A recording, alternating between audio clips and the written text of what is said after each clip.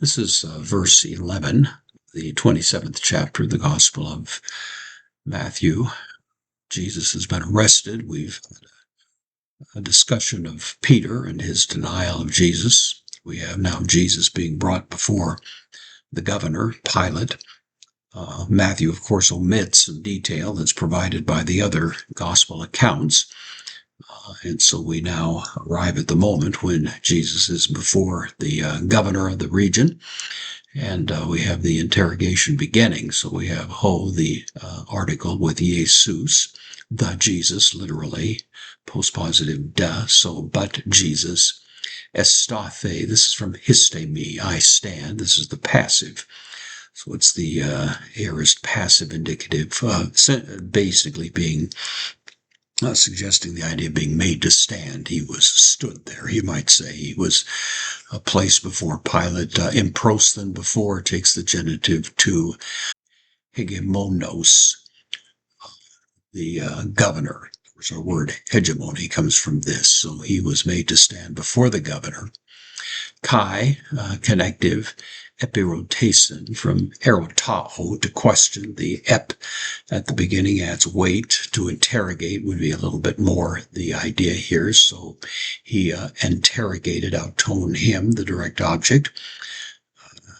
The accusative singular, hegemon, again the same word, governor, now in the nominative. So the governor questioned him or interrogated him, legon, saying, present participle su. This is added for emphasis, as if to say you with emphasis, a, second person singular, r, ho basalus, the king, to ton udaion of the Jews. It gives a little bit of a sense of surprise. So you consider yourself the king of the Jews. It's the idea.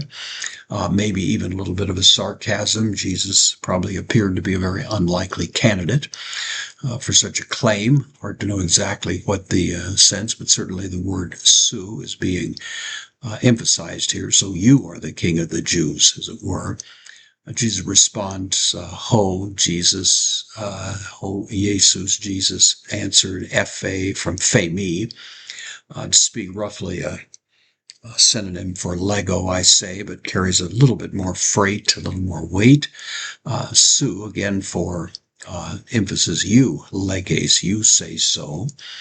And so Jesus is, of course, making the point that the first confession concerning his identity came from the lips of Pilate. Some would say this could be construed to be suggesting what you say is true, an affirmation. That may be the case. Certainly there's no denial.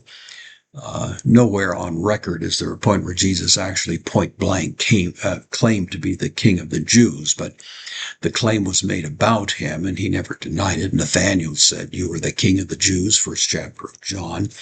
At the triumphal entry, of course, the people were rejoicing at the arrival of the king of the Jews. So the term was out there. Jesus hadn't actually said it in so many words, but it was a fair assessment, of course, of his true identity. And at this point, fundamentally, Jesus is allowing that and indeed appears to be confirming what Pilate himself has said.